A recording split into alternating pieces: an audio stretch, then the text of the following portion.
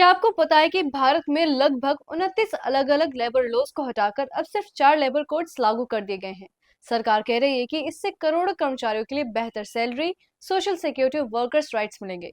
लेकिन दूसरी तरफ कई ट्रेड यूनियंस दावा कर रहे हैं कि यही कानून कर्मचारियों की जॉब सिक्योरिटी कम कर देंगे और कंपनियों को ज्यादा ताकत मिल जाएगी। तो आखिर कौन सही है और सच क्या है, आज हम डेटा और फैक्ट्स के साथ इस पूरे इशू को समझेंगे। भारत में लेबर लॉज दशकों पुराने थे। अलग अलग कानून होने की वजह से एम्प्लॉयज और एम्प्लॉयर्स दोनों के लिए सिस्टम काफी कॉम्प्लेक्स हो चुका था। इसी वजह से सरकार ने 29 पुराने कानूनों को मिलाकर 4 नए लेबर कोड्स बनाए। Code on wages, industrial relation code, code on social security, occupational safety, health and working condition code. इनका उद्देश्य बताया गया कि रूल्स आसान हो, कॉम्प्लायंस बढ़े और वर्कर्स को बेहतर प्रोटेक्शन मिले। सरकार ने इन्हें 21 नवंबर 2025 को लागू किया। अब सबसे बड़ा बदलाव क्या है? पहला बदलाव है मिनिमम वेज। पहले मिनिमम वेज हर सेक्टर और स्टेट के हिसाब से अलग अलग कानूनों के तहत तय होती थी।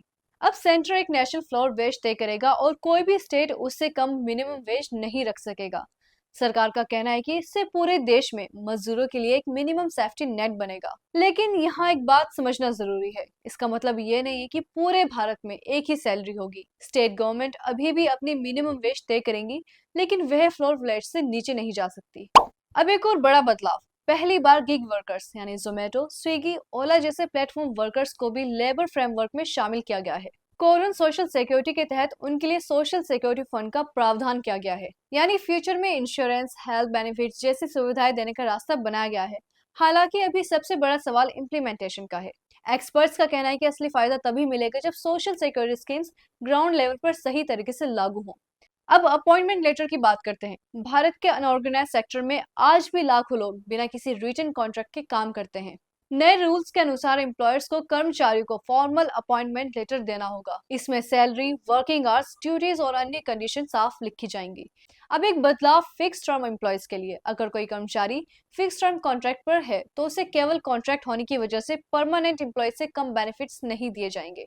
सरकार का कहना है कि इससे कॉन्ट्रैक्ट वर्कर्स को फायदा मिलेगा, लेकिन क्रिटिक्स कहते हैं कि कंपनीज परमानेंट हायरिंग की जगह फिक्स टर्म हायरिंग ज्यादा कर सकती है, जिससे लॉन्ग टर्म जॉब सिक्योरिटी कम हो सकती है।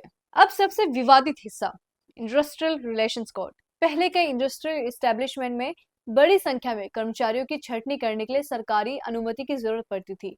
अब कई मामलों में ये सीमा 100 से बढ़ाकर 300 कर्मचारियों तक कर दी गई है।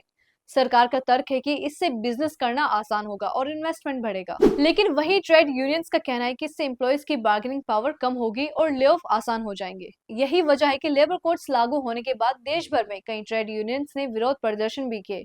एक और दिलचस्प बदलाव है वर्क फ्रॉम होम। पहली बार लेबर फ्रेमवर्क में वर्क फ्रॉम होम को भी कानूनी पहचान दी गई है, खासकर सर्विस सेक्टर के लिए। इसके अलावा महिलाओं के लिए नाइट शिफ्ट में काम करने की परमिशन भी दी गई है, लेकिन सेफ्टी मेजर सुनिश्चित करना एम्प्लॉयर की जिम्मेदारी होगी। अब सवाल ये है कि क्या इन लेबर कोड से सभी कर्मचारियों की सैलरी बढ़ जाएगी? जवाब है जरूरी नहीं, क्योंकि लेबर कोड सीधे सैलरी बढ़ाने का कानून नहीं है। ये रूल तय करता है कि मिनिमम स्टैंडर्ड्स क्या होंगे, वेज कैसे डिफाइन होगी, सोशल सिक्योरिटी कैसे मिलेगी, वर्कर्स के राइट कैसे लागू होंगे। असल असर इस बात पर निर्भर करेगा कि स्टेट्स रूल्स कैसे लागू करती है, एम्प्लॉयर्स उनका पालन कितना करती है और इन्फोर्समेंट कितना मजबूत होता है। अगर सिर्फ सरकार की बात सुने तो लेबर कोड्स भारत के सबसे बड़े लेबर रिफॉर्म्स हैं, और वहीं अगर सिर्फ ट्रेड यूनियंस की बात सुने तो ये वर्कर्स की ताकत कम कर सकते हैं। लेकिन डेटा हमें बताता है कि दोनों पक्षों में कुछ न कुछ सच्चाई है। एक तरफ gig workers, minimum wage, framework, appointment letters और सोशल सिक्योरिटी जैसे बड़े सुधार हैं।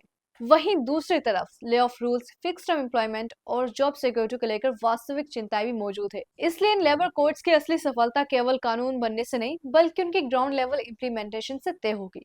अब आप बताइए, आपको क्या लगता है कि लेबर कोड्स कर्मचारियों के लिए ज्यादा फायदेमंद साबित होंगे या कंपनीज के लिए? अपनी राय कमेंट में जरूर बताइए। Thank you guys for watching this video and subscribing for daily updates.